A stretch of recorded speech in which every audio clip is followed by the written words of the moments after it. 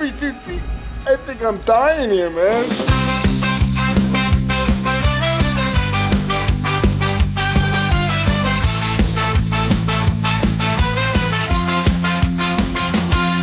Through the haunted mansions and floors, the creek, they lead us to the places from which we dare not peek. A journey through fear and the realm of the night. In every word they speak, our hearts ignite with fright. Welcome to the horror show, the Deep Cut Podcast, where nightmares come alive, ready to take their blow. Tune in to the chilling delight on the airwaves of the night. Let the darkness grow. Let the darkness grow.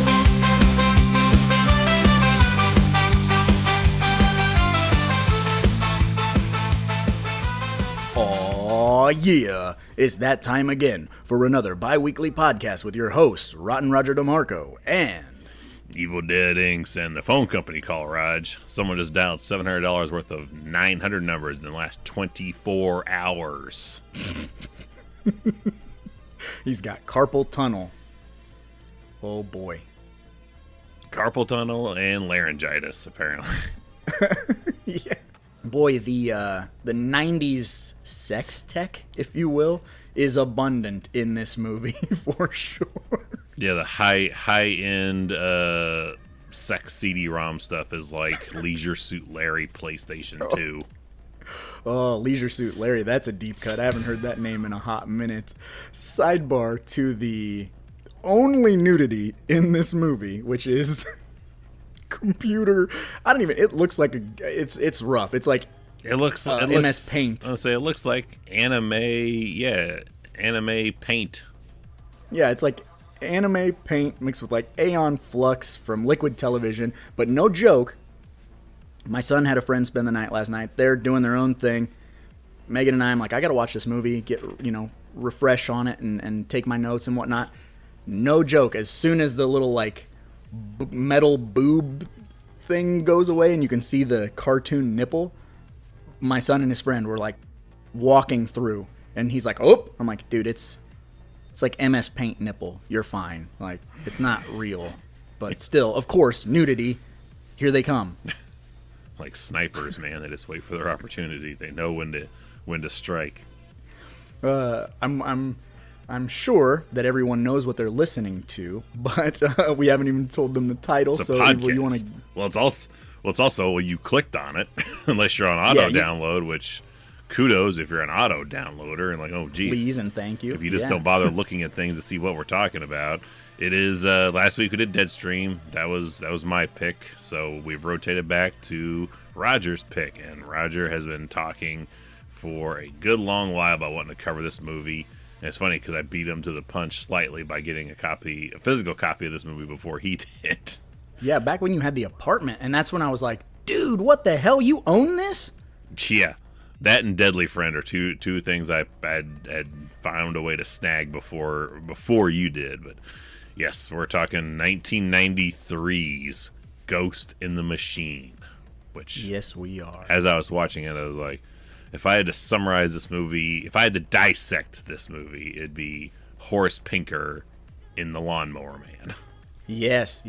My wife actually brought that up. She's like, so this is like Lawnmower Man, like, because all the 90s tech. And I said, well, kind of, but hashtag dumb Jeff Fahey was a good guy until he got, like, the power of a god. And then he became bad. I said, this is more like Horace Pinker, And she's like, oh, I get it. I'm like, yeah, it's literally Shocker with a less charismatic villain.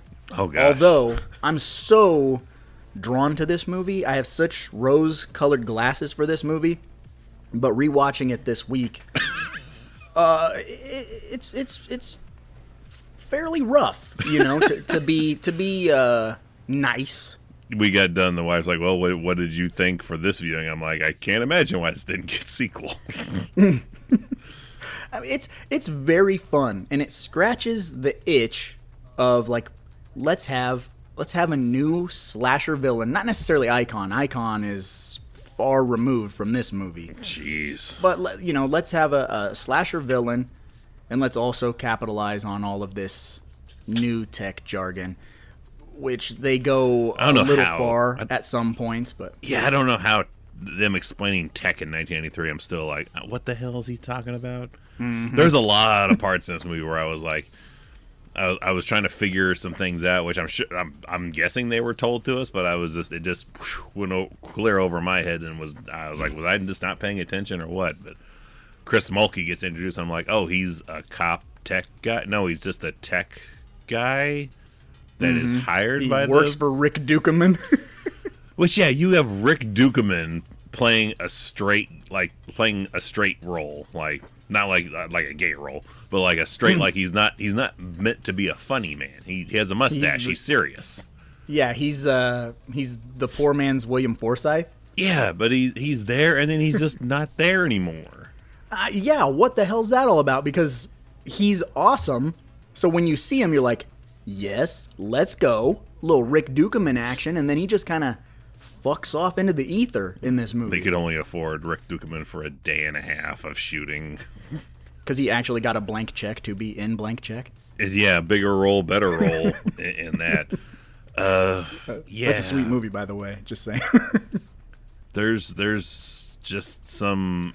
Yeah, and the other thing I took away is there's just some weird cuts in this movie. Oh yeah. Very weird odd cuts. The biggest one and most like outlandish one that stands out to me is once our serial killer. Oh, I know exactly what you're gonna say. Go ahead. Has become a ghost man, the phantom of the internet. He sends signals to every cop car in town for various crimes that are being committed right now. So all these 911 respondent calls all these cops are going to this one house of this one kid, and the ghost that is, Ghost Carl, Internet Ghost Carl, blows up a generator or a power line close by. Transistor or whatever the hell that is. That startles the senior cop. There's a senior cop training a new guy on the job. The senior cop gets startled and starts shooting his gun at the house that they've all arrived at for various reasons, which of course prompts everyone else to start firing at this house. It's National Lampoon's Loaded Weapon for sure. Oh, or Naked Gun 2.5, where they're like, stop firing, stop firing. Because there's a child and a grandma in there that they're unaware of. They fire at the house, and then they just smash cut immediately to grandma is in the hospital. There's no, like, we don't see grandma get platooned inside the house. No. We don't see no one taking cover in the house. They just shoot the house. We are on the outside of the house, and then, bam, we are in the hospital where grandma apparently dodged every single bullet and just had a panic attack. Yeah, she had a stroke or something. Yeah, she just got so worked up she had to take a coma. I don't know. And the kid's fine. I was like, what the hell is this? Sidebar, that kid is so hardcore gangster street. Yeah, I don't know how you are. I don't know how you're more street than the kid from People Under the Stairs, who's his best friend and cohort in this movie. Yeah, his sidekick for sure. I like how they're introduced. They're introduced like they're like if you had split John Connor and T2 in half. Just Just running Ferris Bueller like scams on various people for money. Yeah, and it almost works too. Would have got away with it too if it wasn't for your meddling mother from Indiana Jones. Yeah, Karen Allen, which I've only seen her in Indiana Jones. Two of the pictures, the Raiders of the Lost Ark and what was that? Not the Dial of Destiny, the Kingdom of the Crystal Skull. That's the one where she makes the return. Here she works the phone lines for TWA Airlines, which I was like, ooh, I recognize that logo. I was like, my dad worked for TWA for a number of years, so I was like, oh, I know that. So she works for TWA. She's a single mom, has the kid from Bushwhacked as her son. He's friends. He is so obnoxious. I just want to say that real quick. Yeah, I don't know how. I was trying to. I didn't look too much because I was trying to still watch the movie. But I was like, he looks older here than he did in Bushwhacked. But I feel like Bushwhacked was after this. I think so too. Bushwhacked would have had to have been 94, 95. That's Maybe it's the short shorts that they make all the like troop kids wear and that. I don't know, but I was like, he looks older here than he did in Bushwhacked. Bushwhacked, he looks like he's 10. That's that gangster garb, you know. Once you throw Yeah. those clothes on, dude, you just look I didn't. way older, way harder. I don't remember slouch pants looking that way in '93. But then I also remember the backwards pants, Taz and Crisscross? Bugs Bunny shit going on around Oh, that yeah. time frame. Which, yeah, I had a fucking Taz wearing a baseball jersey T-shirt in Of '93. course. But it was for the Well, local dude, we were like sports team, so it was fine. we were like 9 and 10 years old. Of course we rocked that stuff. You know, we were like, that's cool. That's got attitude. That's taking something childish and making it hip. Yeah, making it rad. So, yeah. I do want to. I just have to bring this up Please. because we're introduced to the boy, and he's trying way too hard to be tough hood, and I have got to scour the internet. I didn't look in the credits for this, but there's a point when the grandma comes over and is talking to Indiana Jones lady about the son, and she's like, "Oh yeah, it sounds like he's doing just fine," and he's listening to rap music up in his room. I don't know if you had the volume on your TV up loud enough to hear the lyrics of this song, but I have to have it. It's apparently seems like the most racist rap song I've ever heard. It's like a chant, and it's like, "Don't call me N-word, N-word, N-word, Whitey, don't call me N-word." And I'm like, who rapped this for the Ghost in the Machine soundtrack, and where do I get... That's the most hardcore shit ever. Why'd you be Chris Mulkey?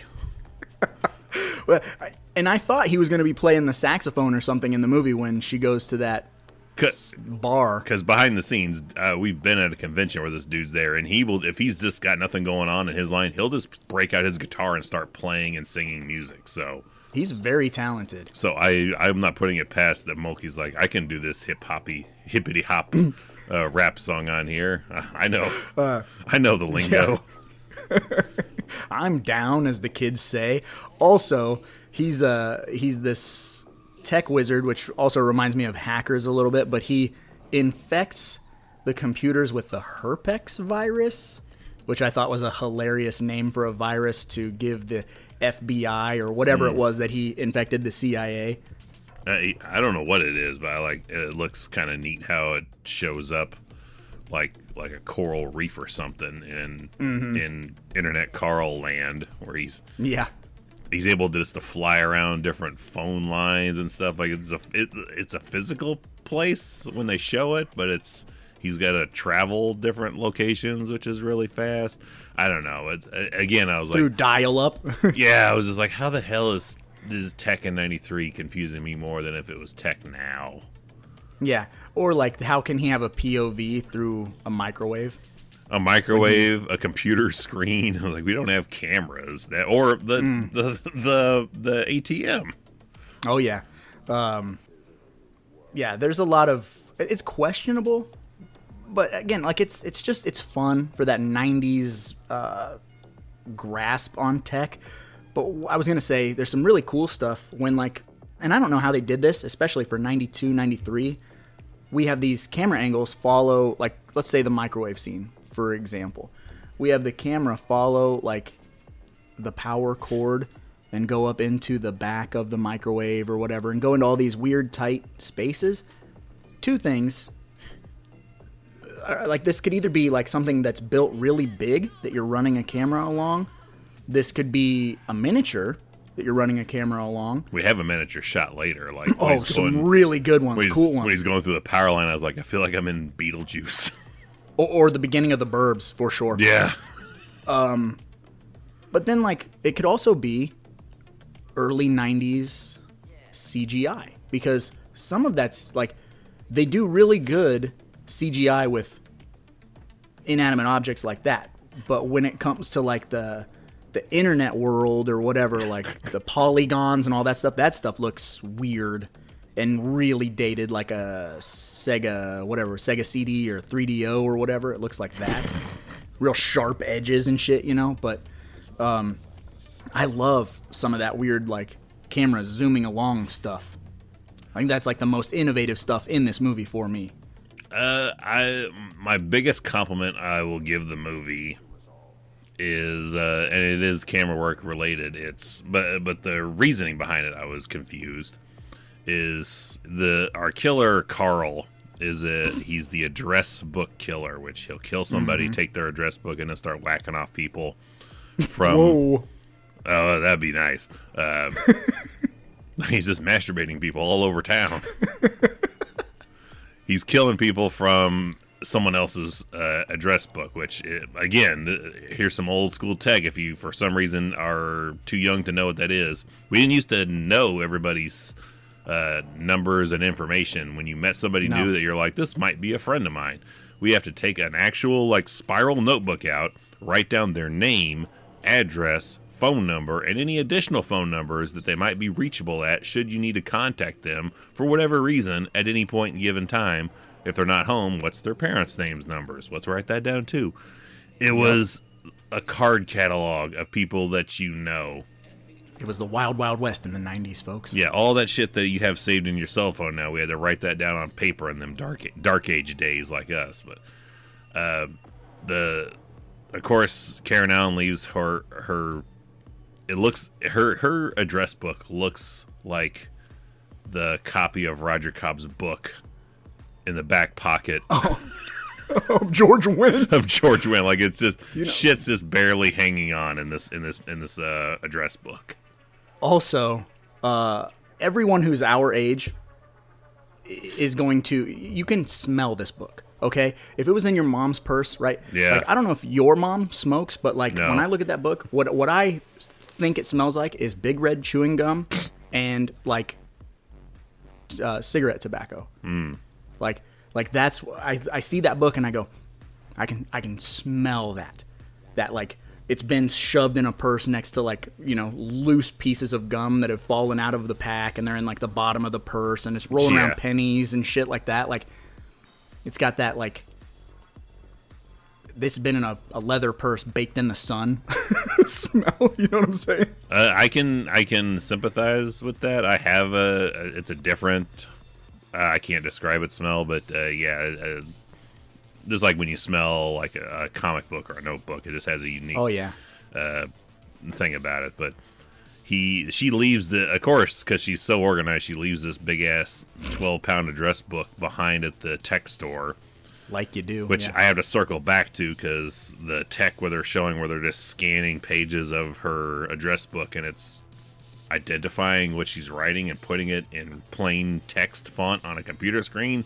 I had to be like, do we have that shit now? I don't feel like, is that a thing? Kind of. But she leaves that behind. Our killer, which when we're introduced, I'm like, tell me it's not this guy. Like, that's our killer, the actual, like, meat and potatoes, like, dude running, like, he's the actual technician in this computer store. Mm-hmm. We have the salesman. Looks like Tony Shalhoub. If Tony Shalhoub was like 18 and had the world in front of him again.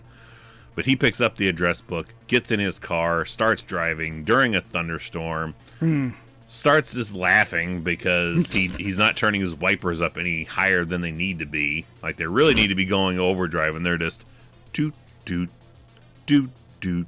That's how you know he's crazy. Toot. Yeah, flips his fucking car. It flies upside down through a cemetery, and he's just laughing his ass off about it. Like, this was not his plan. I'm pretty sure if the things had gone his way, his plan was just to drive out to someone in the fucking book's house and start killing people. Yep. But he flips his car, starts running over tombstones upside down, laughing his ass off. And I'm like, what the hell is going on?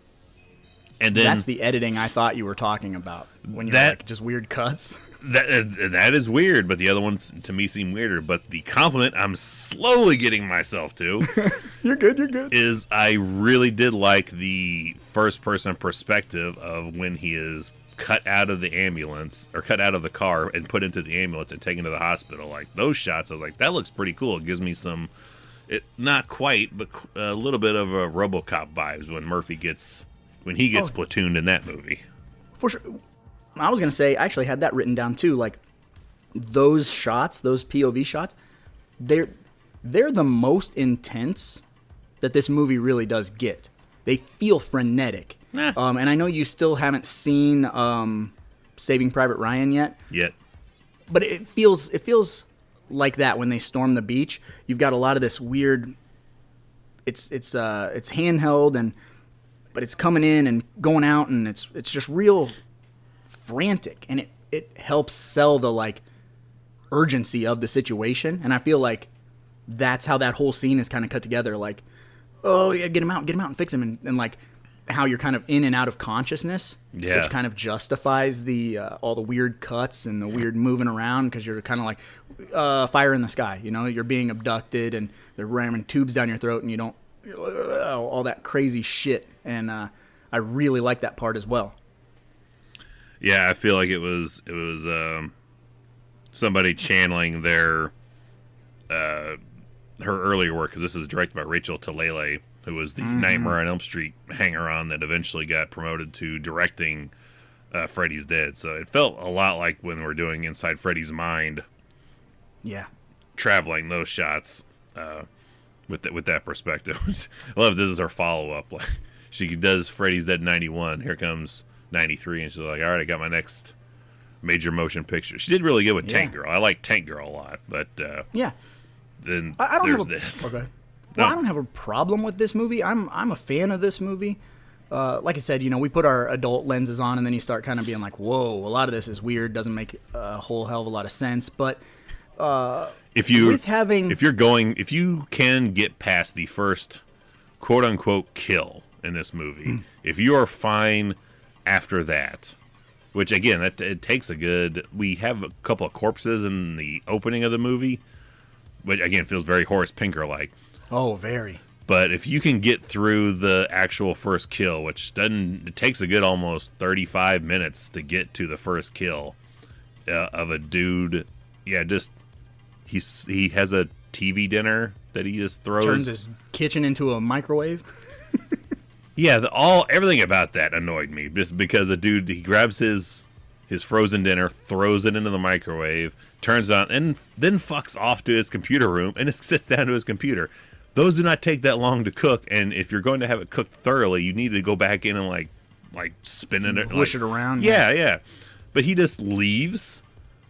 Our ghost Carl just blows up the microwave, turns it up excessively high to where the entire house, I'm assuming now, is just a giant microwave, because we get dudes starting to look like Bruce Willis in Planet Terror. Like, he just starts getting bubbles and shit on his face. He just collapses on the ground. Blood and bananas are boiling and melting. Those bananas, that's Expandofoam, dude, for sure. And I love it. Going back to full circle, before we were recording and I was talking about Expandofoam.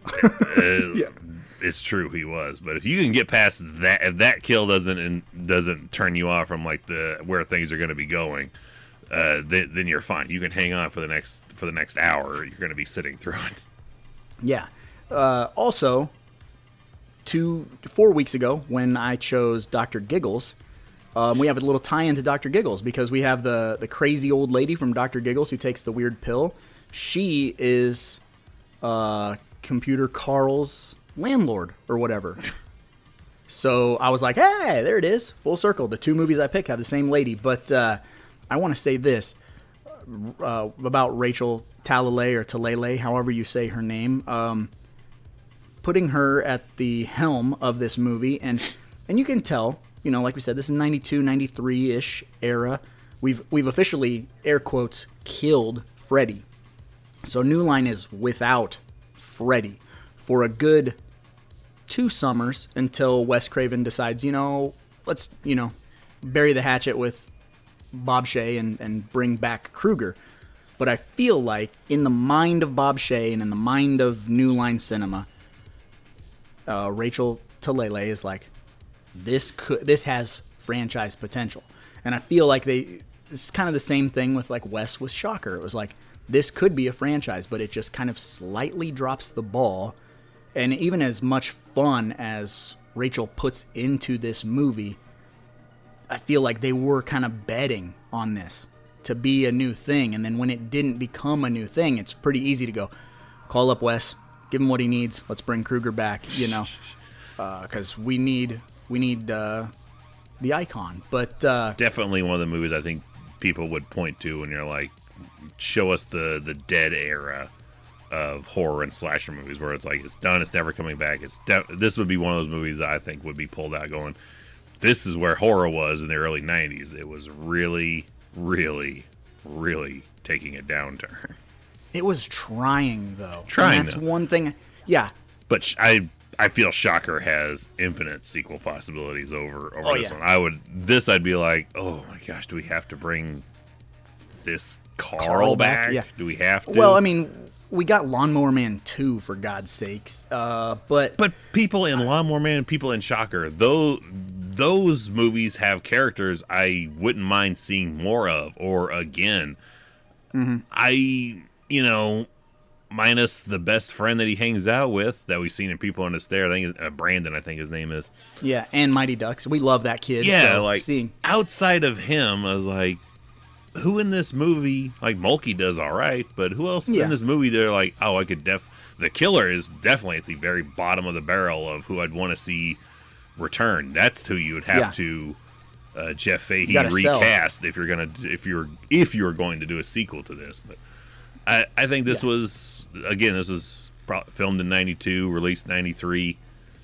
The internet thing was just kind of creeping up on us, so it's the new scary thing. So yeah, this is that era where technology is not our friend. Technology is the new way, man.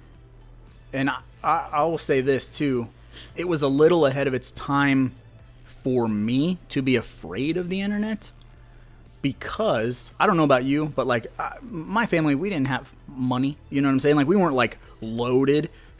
No, I was 3 years away still from even having an idea of what the internet is. Yeah, having a home computer that had dial-up. Like, oh yeah, I did not get a home computer. I want to say like the summer of 98, maybe 99. Like, if you know what I'm saying. So this stuff was pretty ahead for me.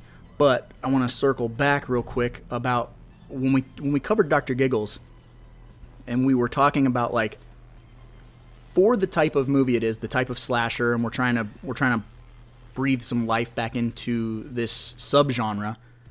How watered down we felt Dr. Giggles was in terms of gore and kills and things like that. Somehow, some way, Ghost in the Machine blows it out of the water with the gore and the violence. I mean, the microwave kill is super gnarly. It's up there with like eyeball popping Total Recall business. Like it's solid. We have a few moments like that, even if they're nonsensical, like the dream with the cremation. But I mean, that stuff is gory. That shit was the funniest damn part of the entire movie. Oh my God. My wife and I both laugh out loud every time. Good God. Yeah, there's a dream sequence where Karen Allen and the family are at a funeral, and I even was like, looked at the wife, I was like, was there a point, or is there a point still where funerals where they have the body in this casket and they straight up roll them into the crematorium right there in front of everybody? And then it's like, enough time had passed where I had finished asking that question that the body flies back out of the crematorium mid-burn, and the body blows out of the casket like Rey Mysterio right up into Karen Allen's face. Yeah. It's so silly. Also, this movie does commit a cardinal sin for you and I both, but even as much of a bummer as that is, we don't necessarily see it. So it is more digestible, but the sin I'm speaking of is, of course, killing an animal. We drown the family dog with the pool cover. There's the only other moment of like brief tension. The kid from Bushwhacked has apparently walked his way all the way to the mall to play Lawnmower Man first person shooters with. I'll be there in 15 minutes. Yeah, like, are you that close to the goddamn mall? You can walk there in that kind of time? We call it the Galleria. Yeah. Terminator 2 reference deep cut. So the dog is home alone. I don't know why that sentence is good. Ghost Carl starts turning all the switches on the house on and off, turns the TV on. And again, I would love to ask Rachel Talele, I was like, what possessed you we have to show this videotape of a dog doing something on a TV, and then the dog in the house jumps like his front two paws on the counter, and we get like 2 to 3 seconds of the dog air humping, watching TV. Mm-hmm. So like, what is going? And then the VCR just blows this tape out at high speed to hit the dog, which hilarious. Yeah, which the dog's like runs through the excessive. He got knuckle pucked, dude. He did, and then I was like, what the fuck's point even having a door when you have this doggy door that is half the size of the door itself?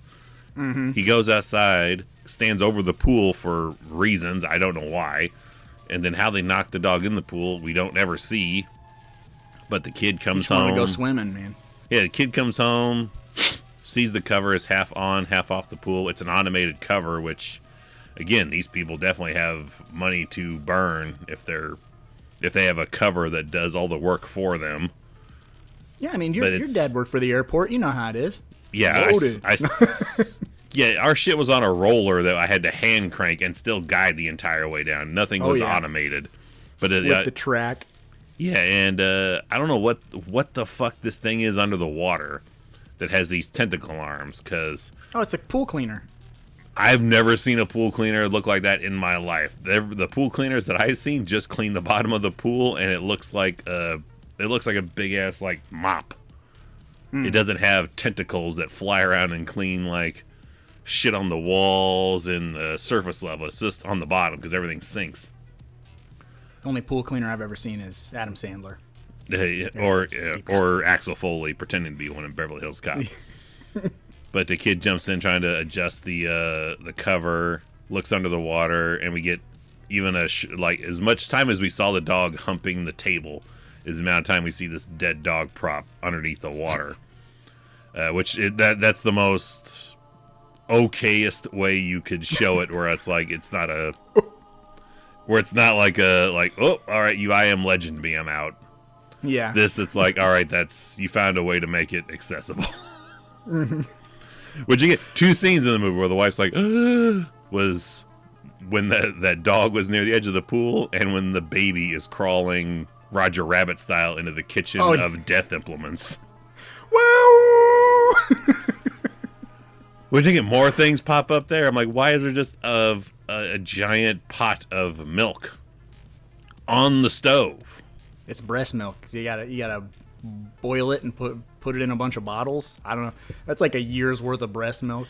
And it's just sitting there, and yeah, we get the baby crawling through, and you just see like it's like Final Destination, all the gleaming like implements of death in this entire room, and none of them take effect at all. No, my favorite, the old bait and switch, the old nothing something, is the dude who works for the crash test dummy. Yeah, Karen Allen's dating a guy, goes on a date where he can't fucking light a cigarette, and yeah, that's straight up Final Destination. The dude in Final Destination is feverishly writing notes, watching this scene. Is that dude? Yeah, works for a car company. They're doing the crash tests. So perfect. It's fucking perfect, by the way, for anyone who doesn't know what we're talking about. I'll let Evil fucking set the scene, but Jesus Christ, is it... This is what I mean when I say popcorn as fuck. The amount of... There's like a button panel that's like 5 buttons before you actually can send this car flying at high speed.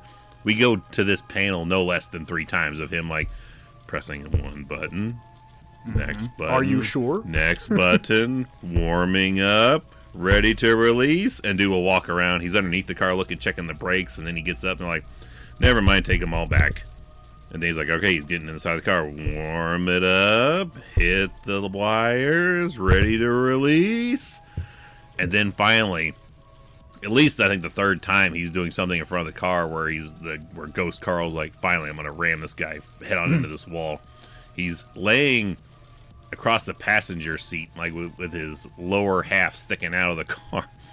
The car takes off, flies into the wall, which every worker, I love every worker, could give a fuck less about getting to him quicker. I love the Panda one guy who's just bumblefucking his way up to the side of the car, like, I guess I'll see what's going on. Is he alive or not? And he just steps out of the car unharmed, which, please, I want this car's safety rating to be through the roof. If you can be laying sideways across it in the driver's seat and be fine at high speed. Standard checkered taxi cab. There is no front end of this car anymore. It is completely up to the windshield smashed in. Oh, yeah. Moosh. He gets straight out, realizes no one cares about him as a boss, fires the entire staff. It's like, Jesus Christ, what else could happen to me today? Goes to the bathroom to throw some water on his face. Which apparently is kerosene. Sure, because he then goes to those hand dryers, those old school hand dryers, hits the button on the hand dryer, which proceeds to shoot flames into his face. Set him ablaze, and he dies on the floor of the bathroom on fire, which... Full burn.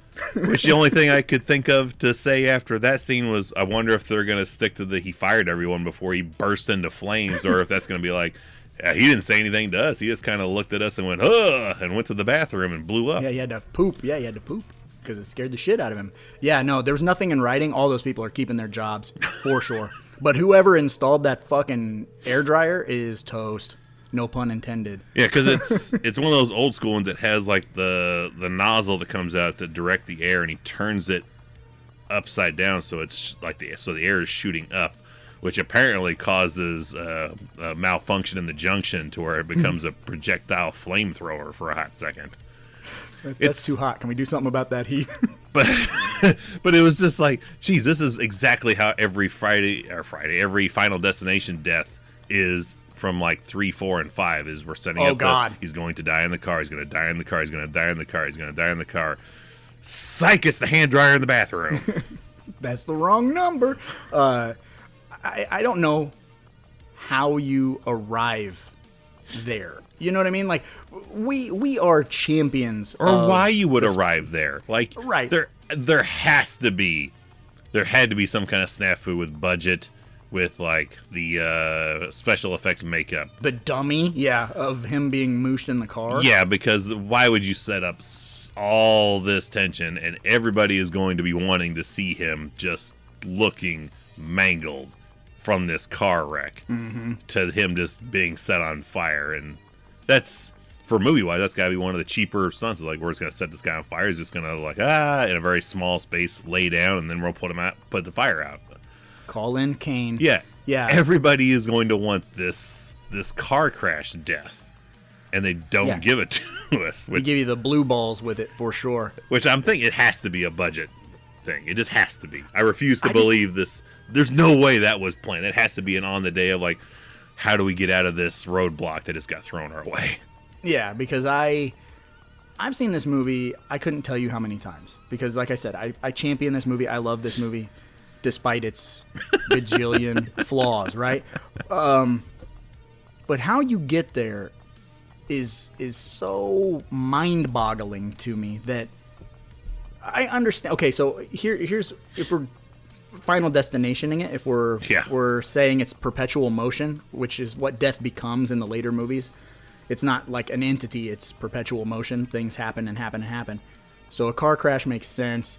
A broken microwave maybe even makes sense for you to be, things being electrified, or the girl stepping in the water that's electrified. There's a whole different reason that one is frustrating to me. But that she's next to not a washing machine. I keep wanting to say it's a washing machine, but it's a dishwasher. But this thing is fucking shaking and rattling, and water is spewing out. Literally no more than 3 feet from her, and she does not hear a thing. Dude, she's awkwardly offbeat, bobbing her head to the music on the TV while reading a magazine. But you would still, like, I am literally probably 10 to 15 feet from my dishwasher and have the TV on at full blast on the couch, and I can still hear it. Not to mention you would hear water hitting the tile floor. Nothing for this chick. Nothing. Yeah, she also it's technically would fall on those. It'd be those kids' fault because they're the ones who she made do the dishes and load the dishwasher, so they didn't seal it correctly. I mean, in a parent's eyes, like you guys loaded the dishwasher, you know, like. She should have been the one doing, because we have the whole something stuck in the garbage disposal. Someone's got to stick their hand in there, and then bullshit practical joke whoever's standing by them that my hand is stuck. That's our lead kid does that, and there's no consequences. That should have been the babysitter that is doing that to them. Yeah, she should have, because she's the authority figure, air quotes, like she scares them.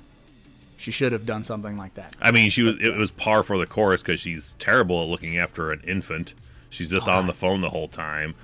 And she's willing to accept money to just show her open shirt to these kids, which I had to do the inflation because I just had to know, because these kids scrounge up $30 for the babysitter to show them her bra, basically. Cleavage, yeah. Cleavage and bra, which, again, that was just been like, to the moon. Just wait till she goes swimming.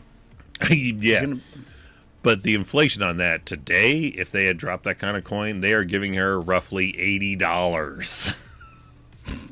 Which my wife was like, that's fucking illegal, isn't it? And I said, I'm gonna bet that she's 17.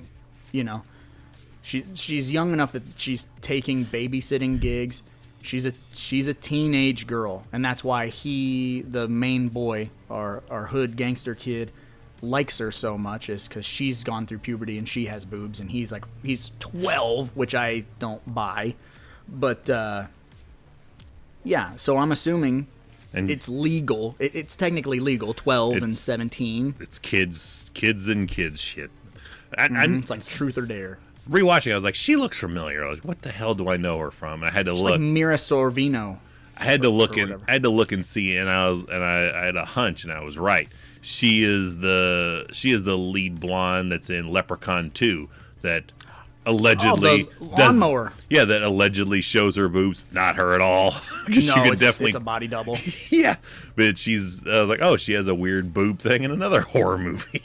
Mm-hmm. In the fucking early 90s. Probably like a year later, maybe. They're like, we saw your work in Ghost in the Machine. How do you feel about that? We replace your 2 titties with a lawnmower blade. Yes, I'm in. Sold. Yeah, that is weird that they both movies kind of fixate on her removing items of clothing. I mean, I guess whatever you're good at. Yeah, that's her claim to fame. Those are the only 2 8x10s on our table.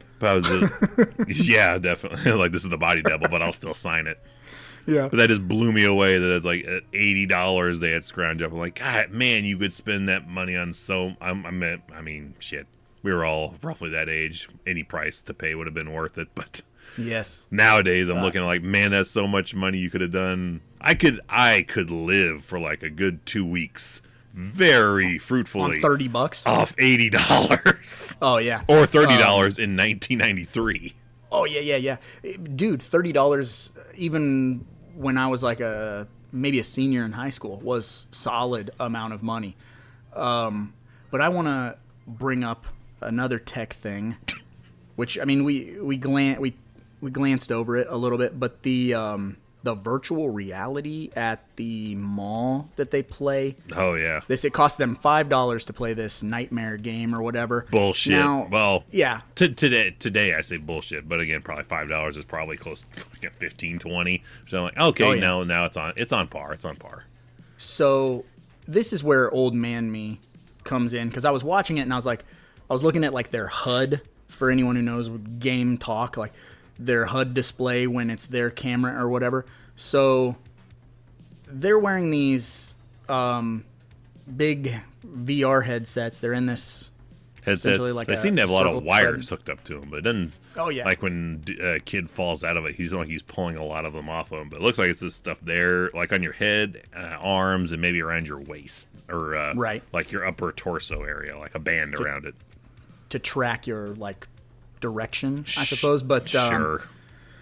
When it's the HUD of these kids, so it's literally a picture of them, like where their life bar is or whatever. It's a picture of them that's been like green screen cropped, so they have like no background, but the picture of them is of what they're wearing while they're playing the game. So it just, I was watching it and I'm like, so when they paid this $5, did someone like take their picture, put the picture into the game, so it could be like Brandon's playing and Steve's playing or whatever these kids' names are, you know? So they have like actual pictures of themselves uploaded into the game, and then their faces are tracked onto these characters, which no, but it's super cool to watch. It would have been the height. It was, I think, the height of pro wrestling video game tech in 1998, like when Warzone came out in 98, 99, with those just deadpan plastered faces on these, you know, these polygon bodies. Yep. You're like stretched over the face. Yes. Yeah, you're like, oh man, the tech looks so awesome in this. Couldn't get much more real. Yeah. Yeah. Yeah, they have full facial mapping going on in this. Yeah, it's mall. Madness. This is a mall. For $5, you know. But this scene, and I feel like, you know, they probably dumped a large portion of their budget into this, because it's in all the trailers and stuff. It's very much like The Cellar. They had to. Yeah.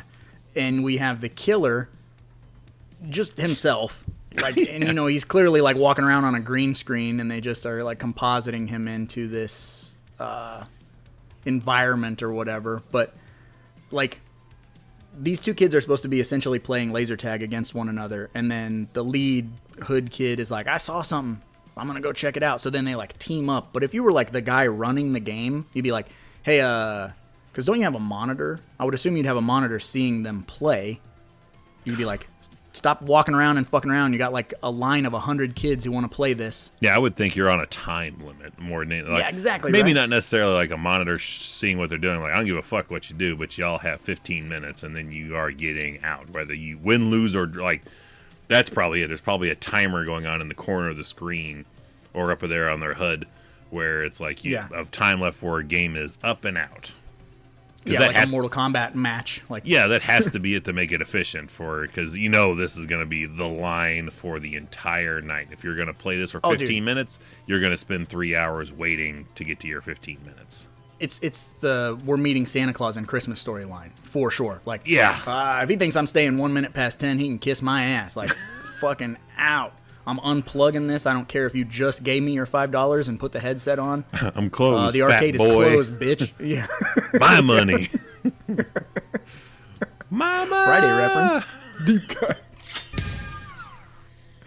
cut. Yeah. But I'm telling you, man, that was definitely, it had to be the selling point, and it's unfortunate that it's cool, right? But we don't visit it. We don't get to come back to it. No, I mean, the only weird thing we come back to is that our lead kid is telling his mom, "Ma, you can't put magnets next to computer stuff because it'll wipe it out." Mm-hmm. And then, Chris Mulkey, our hacker man, Chris Mulkey's like, he's not wrong. Maybe we should do that. He can run a virus that'll direct him to one location. We get to this location, we set up a super magnet. He'll come. And that's where it's like, this movie's definitely, if it was teetering on any rails, it flies entirely off of them. When turn on all the MRI machines or what the fuck ever, like, yeah. I mean, just that alone, like his origin story is he's in a car wreck, he's near death, and a thunderstorm blows his soul, subconscious, whatever into the Ethernet world.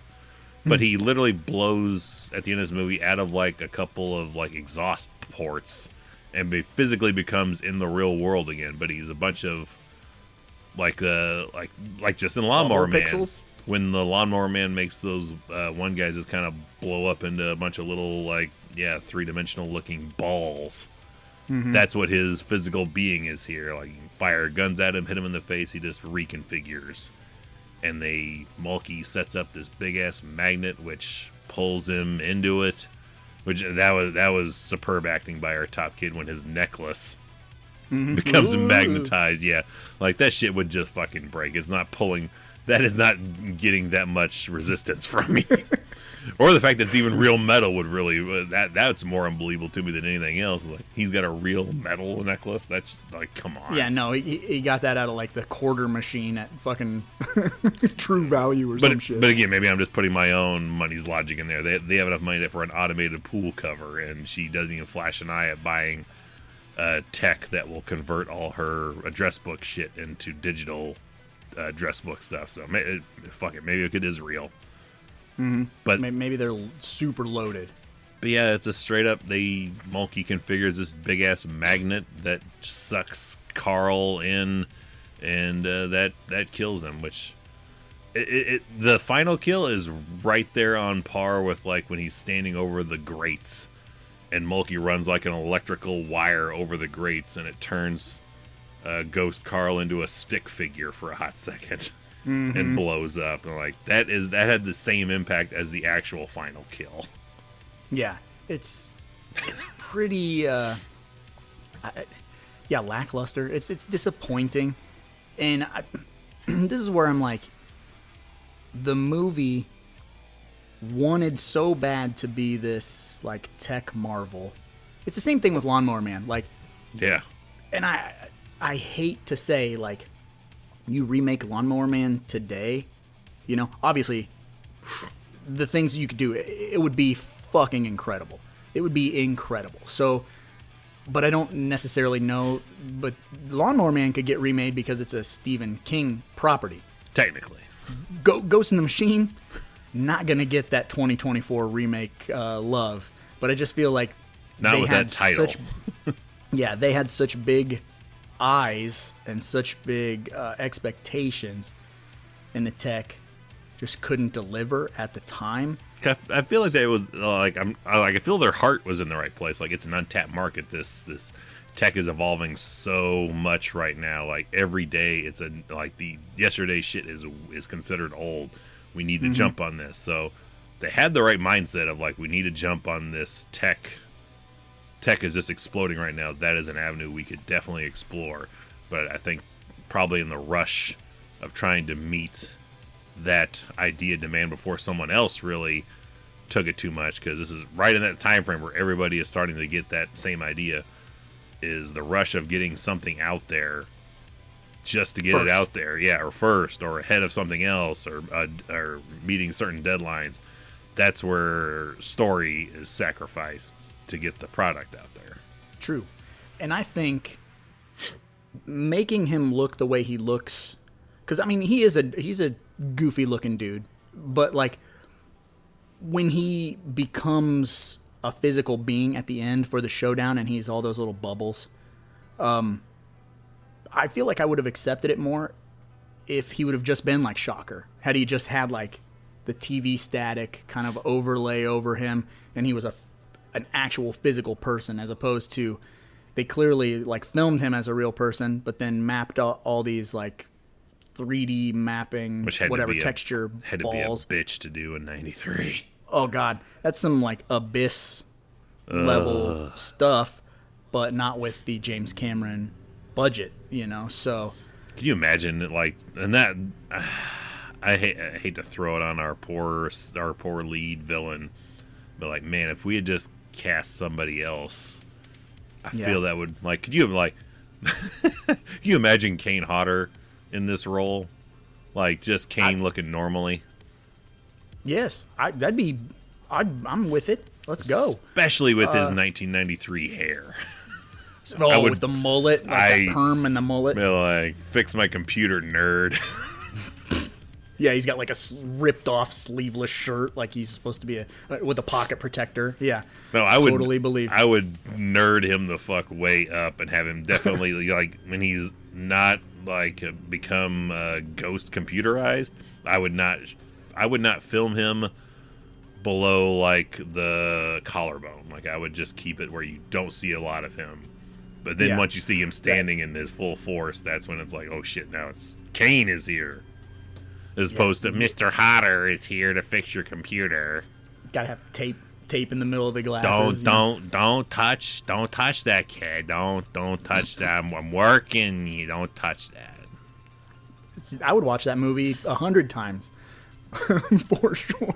I'm gonna have the opportunity to meet him again in a few months. I'll make the sales pitch of like two things, Mr. Hodder. One, would you consider the role of the lead villain in Ghost in the Machine remake?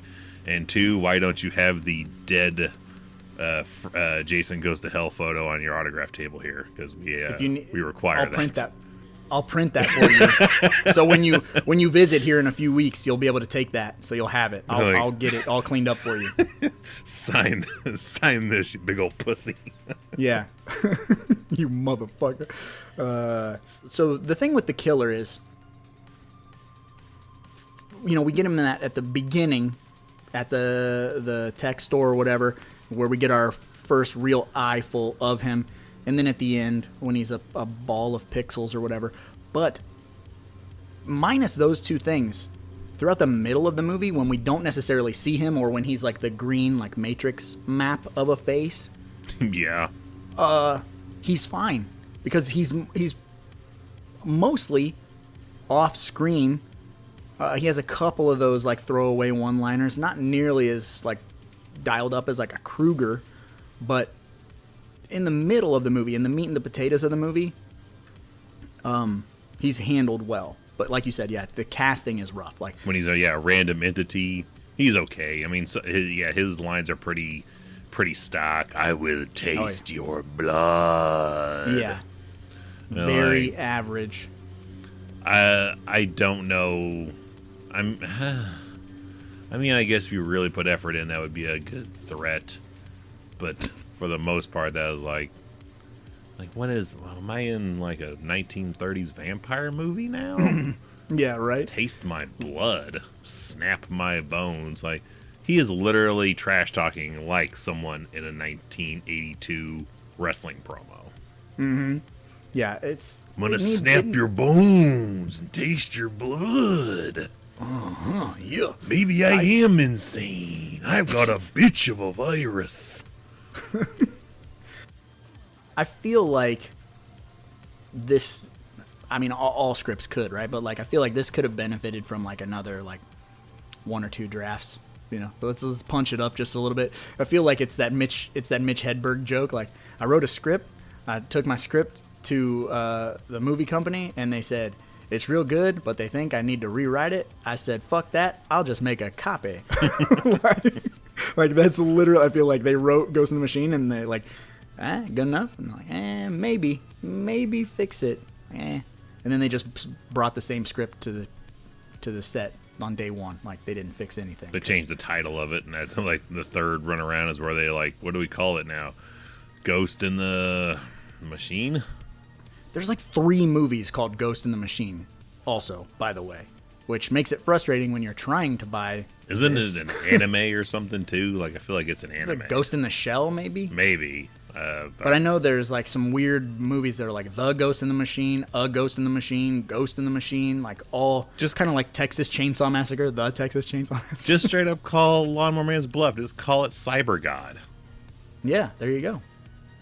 Or the however many subtitles the second one had. Job's War, Beyond Cyberspace. Beyond Cyberspace. There you go. Mm-hmm. Phone's ringing, dude. Fucking Hack the Planet. I don't know. Hackers reference. Deep cut. Phantom Modem. That's kind of like Killer Sofa. I don't know that I would buy a movie called Phantom Modem unless the cover art was real sick. Like had like evil Johnny Five eyebrows. You would buy a movie called Phantom Modem if it was made from the year 2000 back, but once you hit like 2002, 2005 Oh god. on, that is a red flag to not even bother touching. But if it's Beer.com. yeah, if it's 2000 or previous years, like this could be fun because I bet this is someone trying to really take it seriously. Once 2005, 2007 kind of hit, people are like, we can lean into that Sharknado formula and really kind of go with that instead. You can't see my face because this is just audio. But It looks like as it looks like he sucked a lemon when I said that. So yeah, Sharknado that's a dirty word in 3B video land. I'm telling you, man. And a lot of people love it. That's fine. That's fine. You're wrong, but that's fine. Yeah. Like a broken needle kid, you missing the point. Yeah. Whereas movies like this were done with a level of, I don't know, I want to say like, what am I trying to say? Like genuine. Seriousness. Being genuine. They're trying to play it straight. When you try to play it straight and it comes off goofy, stupid as shit, then it's good. But when you know you're making garbage and try to be like, isn't it cool and funny, tongue in cheek, we're making garbage, it's not. It's not. Speaking of making garbage, in 2 weeks, boy, I can't wait for the episode in 2 weeks, guys, just so you know. But do you have anything else you want to say For about Ghost in the Machine, where's the Shout Factory release? You get my money. Little Devin Whitehead. You custom cannot cover tell art. me Chris Mulkey isn't aching to do an entire, like, 48-minute documentary talking about his days filming this movie. Karen Allen, I'm sure, will be unreachable for comment. The kids will probably be down because I've not seen them do a whole heck of a lot since. The one kid, he's definitely got Sandlot money. He can, he's probably busy doing promotional stuff for it all the time, or Mighty Ducks, things like that. But our main kid, the bushwhack calling is not really making a big thing right now, so he can come back. Sidebar. Oh yeah. Sidebar. That lead kid also in Sandlot. Oh, He's the bully. yeah. What'd you say? He played balls like a girl. And he was in, not that this keeps you rich forever, but he was in an episode of Law and Order where he was he's like a white kid who decides he's Muslim, and then so he like grows out the beard and like dresses Muslim, and like he hates women. That's a whole episode of like how he doesn't respect women. I don't think that And gets you paid a shit. We're probably on Law and Order at some point. Yeah, and I know both of us have played Dead Body 1 and 2 on Law and Order. Rape Victim 4. I don't want to be number 4. Yeah. But I don't want to end up like cruising. that's cruising. All right, Evil. I suppose since we're done Oh, well. with our ups and downs. Well, did you have any brown panty recipients this week? Oh yes, yeah. Let's jump on into that Brown Panty Award. Oh, baby, it's time to slip into something a little more comfortable. It's time for the Brown Panty Award. Yeah, my Brown Panty Award goes to the dog. I got to give it to the dog because you know how it is. That's just not fair. It's just not fair. I'm going to give it to that senior cop that's training the rookie cop because he should be showing him not to be quick to the trigger. This isn't 2024 when this movie was made. Pulling your gun out should be a last resort option. He goes right to it immediately as soon as there's any sign of sound trouble. So he is getting his ass reamed, and not in a fun sexual way when he gets back. Cut from the force, yeah. Yeah, when he gets back, like, you were on the job training your first rookie, and you opened fire on a grandmother. Yes. And not even like you, not even a cool way, like you filled her full of holes, you accidentally killed her. No, you missed. Mm-hmm. And now she's suing us. And when it comes down to it, they'll be like, who started all this? It's you. So he will be working the janitorial services for the dude at the tech shop when this movie is completed. Yeah, Sergeant Hopkins or whatever your name is, you're toast. Sergeant not going to work here anymore. Did you happen to notice who the rookie was? He had a face. I was like, I know him, but I did not. do. I did not look him up. You do. You know who he is. He is the douchebag who is going to marry Drew Barrymore in The Wedding Singer.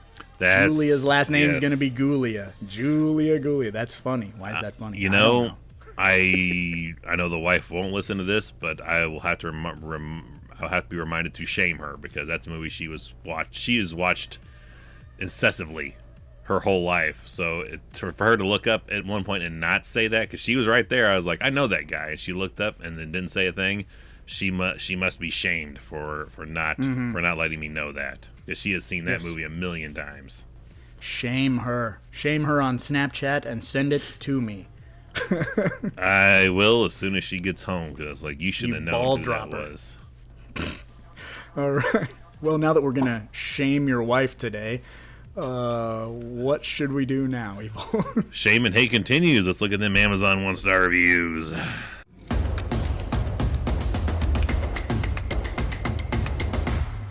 Hated it. You know, you almost got away clean. Perfect movie. You almost got away clean. Please. Was it just one? There's a few. Okay. I was like, if there's just one, that's Alicia good. Nicole Koblenz. July 14th, 2014, 1-star. Late 80s film about a serial killer whose ghost gets lost in the electrical world. A late 80s film? What do you... Yeah, late 80s, so much it's in the 90s. Yeah, it's pretty late. Yeah, very late. So late. The 80s was a 13-year-old decade. You didn't know that? 13-year-long decade. I'm about 3 years short of missing the 80s decade. I was born in 1993. I was born in the 80s. You know? Same difference. RL. Yeah. Stein. August 15th, 2021. 1-star. Not even a good bad movie. Said elements. You write that? This said no. Elements that could have been made for an entertaining feature. Nonsense, pseudoscience explanations, crazy kills. A few good actors. Unfortunately, has a lot of bad actors in it. Particularly pseudoscience should be on the cover. Particularly the lead. It insists on taking itself very, very seriously, even as microwaves run amok and low-grade CGI tears across the screen. Microwaves running amok. That I want on the cover. That's a fucking punk band name, dude. As a result, this one is really a slog to sit through. A slog. I haven't heard that used in a minute. It's been a few days. Cozy Reader, March 14th, 2021, 1-star. Very boring, not worth watching. Despite a pretty good cast, this movie is terribly boring, and I hung on to the end because I hate to leave a thing unfinished. Particularly if I had to spend money to get it. This is a rarefied air-breathing hater right here. The story involves the spirit of a dead killer jumping into computers, causing sorts of mayhem. The mother/son combo are very much affected by this and trying to figure out how to stop it. The mom is a likable character, but the son needs to stay in the facility for thoroughly obnoxious and dishonest boys. The action is dull, and the basic ability to think things through is missing in the mom and son. I would definitely give this movie a miss. Oof. Man, well thought out, though, and not all just one giant run-on sentence. Yeah, these... Kudos. These ones are... Yeah, I can't fault them a great deal other than... late 80s for early, almost to the mid 90s, but yeah, that is not just a selection of the Amazon 1-star reviews. That is every goddamn one of them. There are only 3 1-star reviews for this movie, so not quite Maniac Cop 3, but it takes silver. Yeah, only a few people know this movie exists, apparently. Which, before we move on to our next segment, I just wanted to ask you. I thought this. you were going to say this because that many people can't say bad things about it. Yeah, well, I mean, either or. Take your pick. If you're glass half full, glass half empty kind of guy. I would imagine that this movie just kind of went, under everybody's radar. It would not. It would not surprise me if we were the first podcasters to actually cover this movie at all. Yeah, Ghost in the Machine. That covers a shitload of ground. If you don't know. Yes. But I wanted to ask you this question because I mean, you brought it up once. You brought up the fact that you owned this movie before me. So, I just want to kind of I want to know the story of your purchasing of this movie. Had you seen this movie prior to purchasing it, or was it a I had seen a portion of this movie on basic cable. Okay. And of course, much younger, probably around the 1995 time frame, 96 maybe, latest 97. But and of course, I happened to come in right during the babysitter payoff sequence. Mm-hmm. So I remember the babysitter payoff sequence. I must have caught it another partially another time because I also remember the computer game fights. I did not remember who the killer was. I didn't remember any of the kills or who was in it. Like nothing else was stuck out to me. But I was like, And then it was in that era of finding just movies on Amazon. Yes. And I found it for like $6. And I was like, I don't remember a great deal about this movie, but gonna need to get it. $6, I'm gonna do it. I'm gonna do it. And then I showed it to you, and then it made the $6 worth it because you're like, how the fuck did you get Ghost in the Machine? I'm like, I picked it up. Yeah, because sidebar, there was a period of time, I'd probably say from 2010 to maybe 2016. This was a very, very hard movie to come by. Prices through the roof. And so you must have, when you found it, you must have just hit that sweet spot where you found it for like $5-6. Now, it could possibly be misremembering, and it could have been easily one of the vintage stock finds I had found, because this is also the era I was finding those movies there very dirt cheap. Very hard to find movies. Like the DVD copy of The Entity I had found and picked up from vintage stock. Not even paid $15 for it. And then when the day came where we covered on a live stream a good while back, I think during the I Want to Believe, the first I Want to Believe month, that DVD was going for well over $100, and it had a Blu-ray release since. So there was a sweet time where I was able to find a shit ton of really good movies dirt cheap at the stock. Sidebar to The Entity, it's a trailer at the beginning of my Ghost in the Machine DVD. Yeah. Yeah, so I was like, as well as Race with the Devil. Yes, which is weird. Having both of those on there, which is funny because I was literally also the same day as this watching. You had gotten me a birthday gift of 60s and 70s trailer compilations, and we were watching that, and I'd switched out because I had to watch this to get ready for today. And the wife thought we were still watching the trailers DVD. It's like, what is happening? I was, I had to switch over, but isn't it quite a coincidence? Race of the Devil's a trailer for this movie. How do you tie those together? Satanists on the run in the late 70s on the road, and early 90s or late 80s, depending on how you look at it. Cyber slashers. Yeah, I don't know. Maybe New Line Cinema was just looking in their vault like, we don't have anything new to put for trailers on this. Just grab a couple, and just real sporadic, weird trailers on this fucking DVD. Very like that. This is like, just grab you grab that. Yep, and done. But I suppose since we're done with the Amazon 1-star reviews, that can only mean one thing, Evil, which is what? It's time to play the game. It's time to play the game. The clock game. It's all about the game, and now you play it, guess again, Einstein, I'm dead already.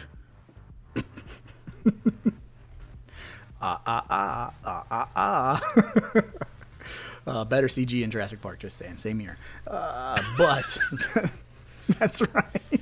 Well, that's not something that really is a polar opposite. Like, what's something else came out in 1993? Jurassic Park. Oh my gosh. Yeah, the juggernaut of all films. If we could have swapped the money and the talent behind each, if we could have given Rachel Talalay Jurassic Park and had Steven Spielberg goes to them, just switch the scripts in the mail. It would just be Carnosaur. It'd be, you know what I mean? Like the Roger Corman dinosaur epic. Also a Michael Crichton book. Yeah. So, there's ways to do it, and then there's ways to... There are ways to do it. Yeah, but that's right. It is time to play the game. And if you're new here, welcome. But you're probably scratching your head, asking yourself, what is the game? Well, the game is a deep cut in and of itself, where you got to pick a prop from the movie that we are covering, but it can't be a well-known prop. Ghost in the Machine doesn't have any well-known props, so... It's not even a well-known movie. It's not at all. 3 people don't like it in the world. Just pick something weird off the beaten track. Just pick something from the movie. Let us know on the comments on the podcast. Let us know on Patreon, Discord, YouTube, wherever you find us. This might be the first movie we've ever covered where we're playing the game where it's like, you know what? There is no deep cuts. Just talking about the movie in general is a deep cut. So there's nothing off the table on this one. First time ever. Yeah, pick something from the movie and let us know, because we live for it. This is our baby. This is Evil's brainchild, which he, I believe, took this from Kevin Smith one time. It was like, if he could have any prop from Jaws, what would he take? He'd want the barrels. He'd want the barrels. And I was like, man, that's a great way to kill time because we used to go to conventions and sling some hockey masks and whatnot. And it just became a way to kill time in general, just playing this game of like, one person names a movie, and the other person, like, fine, I'll try to come up with the weirdest, goofiest, coolest prop to take that isn't something that is overtly obvious. Yes. So it just became this thing that Evil and I do, and now it's here. And it's fun to share with you guys. So the more interaction we get with that, the better, because it truly does make our lives better, looking at weird props and seeing what you guys choose from movies. That being said, Evil, I have to know. This is your pick, your movie. What in the world do you want to take home from Ghost in the Machine? This is going to surprise you, I think. Because I don't know. No, it's not something that you would expect. I'll tell you that. Let me preface by saying a lot of the times, Evil and I, we kind of gravitate towards. It started originally, I believe, we would pick a lot of wardrobe things. Yeah. Especially around the time of the conception of the Brown Panty Award and things like that. Then it moved on to kind of like gore props, whether it be a dead dog, a severed head, whatever. And then just like giant set pieces in general, signs, cars, buildings, whatever. So basically, we run a long gambit of different things we would take. And I'm struggling to think. I know you've chosen ice cream fairly recently, but I can't remember from what. Oh, yeah, I've slept since then. It could have been anything. Literally, you could tell me stuff I said in a podcast 3 episodes back, and I'd be like, wow, I had no idea. Right, yeah. Only until you play it back. Yeah, because you were like, man, our Ghostbusters 2 episode really good. And I'm like, I have no idea what I said during that. I do not remember. And I've not had brain injuries. I don't have excessive drug problems. I just have, old, man. That shit is not gonna stay in my mind's eye. It's just as soon as it's out, it's kind of out there. So I'm glad it gets recorded and saved, so I can be like, oh yeah, that was funny. I was actually on point that day. I also feel, because what we do is not necessarily scripted. There are a lot of people who podcast and they script things, and we have segments, but they're not necessarily scripted. So this is just how we talk in general. Yeah. This isn't, there's no like faking the funk in how we. That's when we become real big, heavy duty podcasters. We'll start becoming those schlocks. Yes. Schlock salesmen. We'll purchase- repeat the same shit over and over for the same movie over and over, and we'll just do those like movies. Pull string. Yeah. Pull string doll. But what I was getting at is food has not necessarily been something that we've chosen regularly. I just had a wave of fear hit me. So my prop, you only see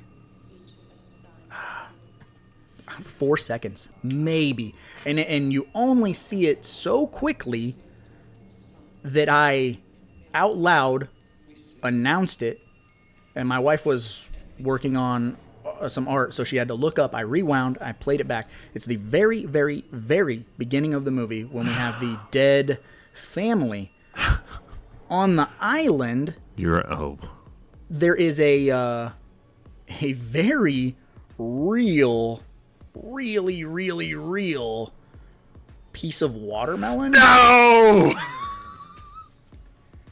And I was like, that watermelon's real for sure. Did you really fucking pick the watermelon? Paused when I was like, what the fuck is that watermelon? I want this fake as fuck looking watermelon. None of the food looks real, but I was like, that watermelon is bullshit. That is the fakest. I cannot believe we picked the same prop. That is the fakest fucking watermelon, and whoever made it, you should fucking be fired. I know they probably couldn't have a real fruit because of fruit flies and the heat and whatnot. Camera lights and the overhead lights and everything. Everything's fake. It is the fakest, and I challenge anyone. Go watch this. Get a screen cap of it. Put it in our Discord. The Brussels sprouts look pretty rough too. There's a few other things on the table that look very glassy. But yeah, that fucking watermelon. I was like, get fucked with this thing. Are you shitting me? As soon as I saw that, the movie just started. I was like, that's my thing. Yeah, me too. I was like, that is the dumbest shit. Because there are certain things when you cast them in silicone or whatever, they just can't look real. And I don't know. HD, man. Everyone's going to be like, who the fuck's going to see this in HD? Yeah, back when they filmed it, like, no one's going to notice this. No one will notice this. We did, for sure, because we both are going to fight to the death over this fake fucking watermelon. No, fuck it. It's plastic. We can just cut this shit in half and it'll still be good. And then just paint the exposed edges. Yeah, when we come together, we make Carl the ghost. Did you hear something? No. Did I? I don't know. Simpsons reference. That's all I can think of when I hear Carl. Lenny, White. Watermelon. I could not. That is the most obscure shit. That will become a staple now. Is it the Ghost in the Machine watermelon? It is. Because my God, yeah, its screen time is roughly 3.5 seconds. And when they change the angle, you can't see it again. Yeah, you never see it again. Because I've had to one pause. Fucking shot. I had to pause and rewind so I could be like, look at this bullshit watermelon on the table here. And it's not. So at first I was like, well, maybe it was like a napkin holder. You know what I mean? So that's what I'm saying. Like I rewound it and I looked at it. I'm like, no, shiny that's... and has sharp edges. Even the pink and red parts of the watermelon have sharp edges. Like it's not real. It's not intended to. I don't know how you could intend it to be real. It looks like it would be something you find in a flea market that you would just decorate, like the fake fucking bowl of fruit on the table. But it's supposed to be played real. Could you see the food on the table? I was like, what the fuck am I watching? The Gate now with all this food left on the table? But like there's Brussels sprouts, there's stuff on the plates. Is like, this shit is very shiny. Like they had clear coated gloss or glass these things. Which had to take me back. I was like, so that watermelon had to be intended to be a legitimate watermelon. That was probably that family's weird-ass fucking dessert. Oh, I was like, I gotta take that watermelon. It's so bullshit. I can't believe, I genuinely cannot believe. For anyone who is like new to our podcast, we're barely over 100 episodes. We've picked a few of the same props. By the time this comes out, it's probably like 105 episodes. Yeah. And also, we've done 300 fucking live streams. And we've also had a million conversations and played the prop game a million times for different movies. Now, we've never in the history of ever. We've picked, like, where it's like the prop has been like, yeah, we picked the same prop. But it's been few and far between, very few and far between. But they're very obvious ones. Yes. This is a 300 mile sniper shot of extreme proportions of props to pick. Because it is obscure as shit. Yes. Well, that's fucking I'm awesome, amazed. dude. You're like, I had a mini heart attack. I'm having a mini heart attack. Every The word you more I kept saying, I'm explain- like, "Gee, oh shit. The beginning, oh shit. The table, I'm like, oh shit. Then you're like, don't say watermelon, don't say watermelon. He said the watermelon, oh my god. I'll take the address book. No. No, there's no, that is such an obscura, and we're just cutting that fucking melon in half, and we're just going to take it that way, because that is insane. That's as deep cut as it gets, and we both. That hurt. It's so deep. That's a Scream 5 reference. that is the deepest. That may be the deepest of cuts. They say the first cut's the deepest. No, it takes 100 and some odd tries to get to the deepest cut, and I don't know if we'll ever get that deep again. That is the deepest it may ever get. Ghost in the Machine marks the spot where we got the deepest of deep cuts. That's all you need to say for the description of the episode. The deepest of deep cuts finally happens here. Tune in. Listen all the way to the end. And I don't think we could end on a better note. So, on that note, Evil, I suppose we should probably get going, because after all, there's a lot of movies out there and somebody's got to watch them. So why not us, right? I'm getting style tips from somebody with 87 black t-shirts. Out on the set, got the stop in my hand. Plastic watermelon, it ain't fooling no man. They call it a fruit, but it's just a fake. Got no juice, not a single break. Director shouting, cut, this ain't right. How can we shoot under these dim lights? Plastic melon looking so damn wrong. No one's buying this cheap pop song. Oh, plastic melon, you ain't the real thing. Can't taste joy, can't make hearts sing. Oh, plastic melon, we're all deceived in this movie fake we all believe.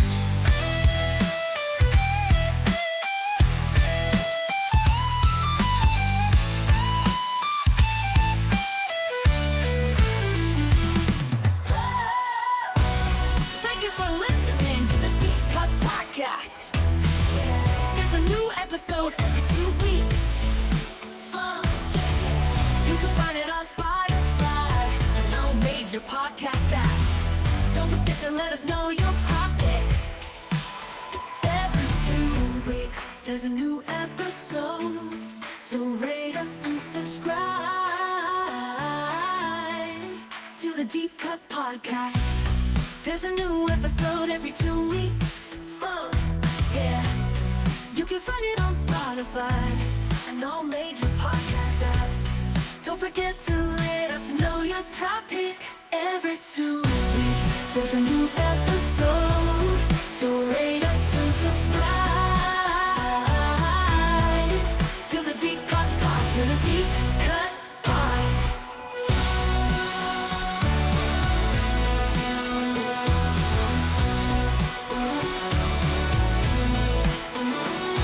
You can find it on Spotify and all major podcast apps. Don't forget to let us know your prop pick. Every 2 weeks, there's a new episode. So rate us and subscribe to the Deep Cut Pie. To the Deep Cut Podcast. To the Deep Cut Pod, to the Deep Cut Pod.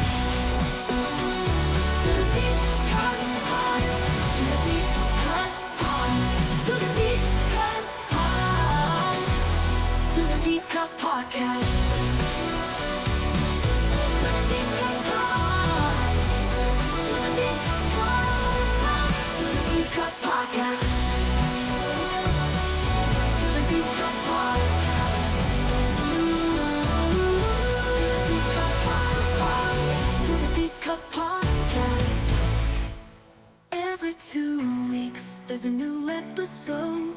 So rate us and subscribe to the Deep Cut Podcast. To the Deep Cut Podcast. To the Deep Cut Podcast. To the Deep Cut Podcast.